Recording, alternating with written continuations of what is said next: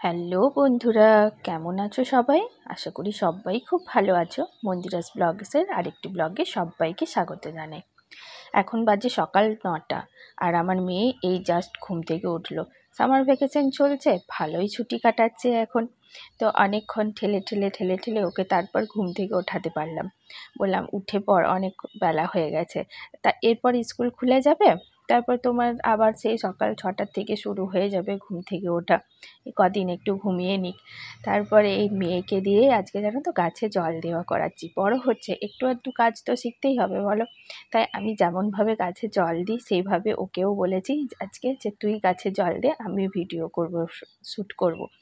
তো অন্যান্য দিন কি হয় বলো তো, আমি করি, হয়তো ও কখনো যদি উঠে যায় ঘুম থেকে তাহলে ও শ্যুট করে দেয়।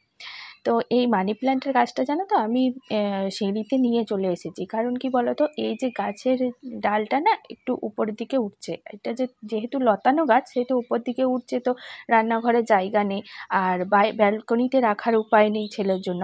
সেজন্য এটাকে সিঁড়িতেই রেখেছি। কারণ সিঁড়িতে উঠলে আমার ছেলে অতটাও ওই দিকটা যাওয়া আসা করে না, কারণ আমার ওপরের যে দোতলার দরজাটা, মেন দরজাটা, সেটা কিন্তু সবসময় আমি লাগিয়ে রাখি, ও বারবার নিচে চলে যায় বলে। তো যাই হোক, তারপরে তোমার ও মেয়ে জল টল দিয়ে দিয়েছে। তারপর আমি ওকে একটু ওই দুধ আর বিস্কুট দিচ্ছি।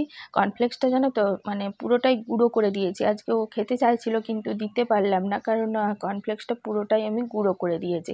তো গুঁড়োটা ও খাবে না, সেই জন্য শুধু বিস্কুট আর দুধটা দিয়ে দিচ্ছি। বাটিতেই বলছে দুধটা খাবো, কারণ কাপে দিলে নাকি ওর ভালো লাগে না খেতে। কি যে মেয়ে জানি না। তো ওইটাই দেবো। আর এইসব জিনিসগুলো যেন বারবার পিঁপড়ে লেগে যাচ্ছে, এত গরম পড়েছে না। তাও আমি দেখো পুরো লক্ষণগুঞ্জি দিয়ে রাখি, কিন্তু তাও পিঁপড়ে লেগে যায়। কি আর করা যাবে। তাও একটু ভালো করে ঝেড়ে ঝুড়ে পরিষ্কার করে রেখে দিলাম।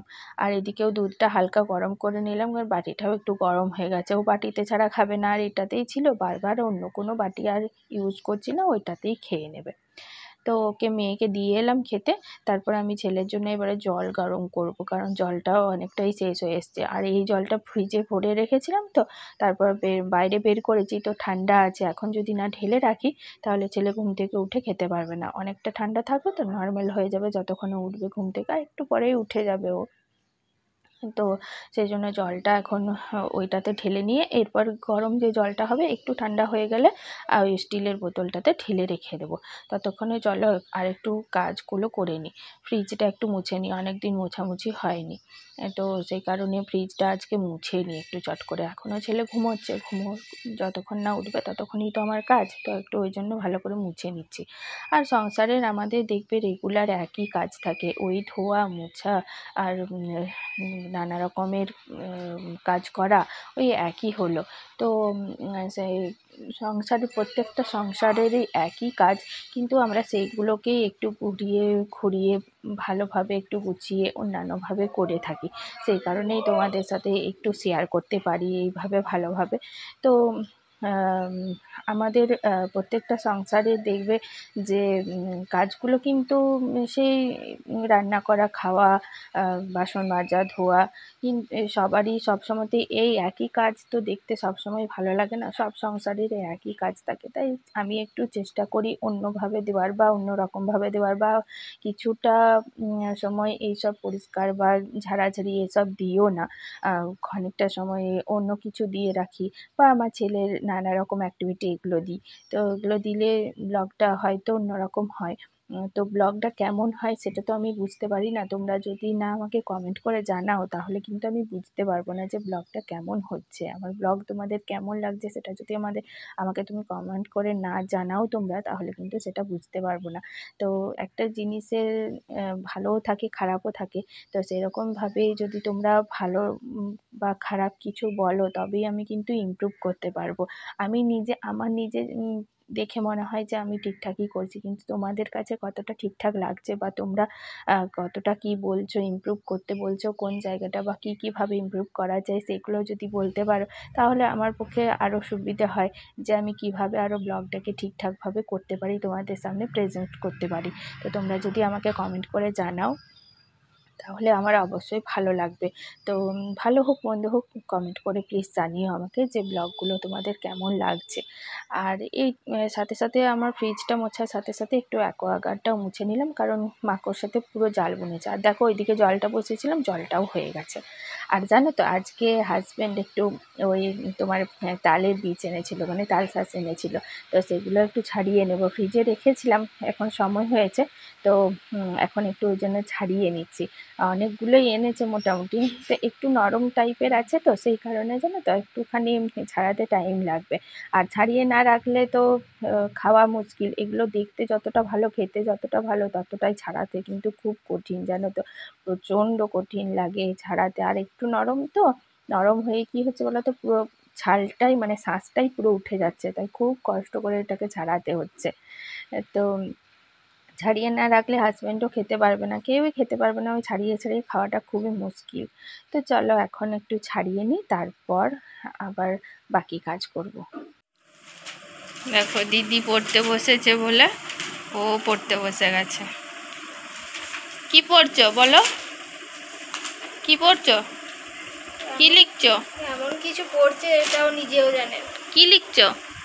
এই দেখো লিখছে, শুধু দাগ কাটছে। লিখো লিখো, এবিসিডিটা লিখো, 1 2টা বলো, বলো 1 2টা বলো। দিদিয়া লিখছে বলে ও লিখছে, দিয়া লিখছে বলে ও লিখছে, ওকেও লিখতে হবে কপিতে। কি লিখছো, কি লিখছো? এবিসিডি?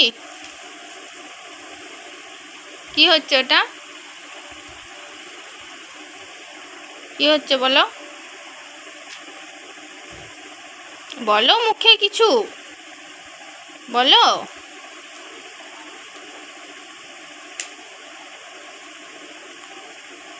কিছুই বলবে না,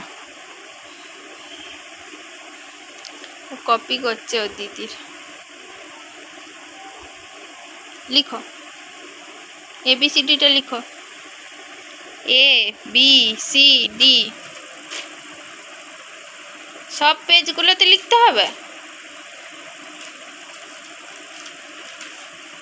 সব পেজগুলোতেই লিখতে হবে।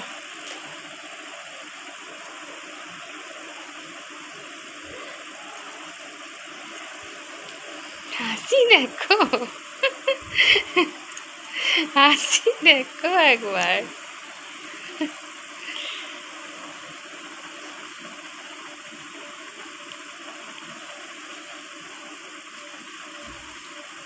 অনেক পড়াশোনা করে নিয়েছে, অনেক পড়াশোনা করে নিয়েছে, বাবারে বাবারে, বাবারে বাবারে।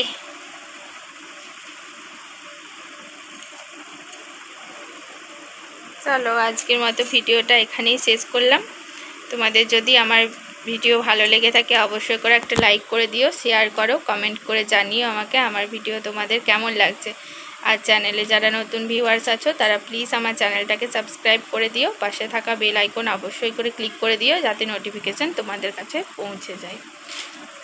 চলো আজকের মতো টাটা বাই বাই সবাইকে, সবাই ভালো থেকো, সুস্থ থেকো, আর পরিবারের সকলকে ভালো রেখো।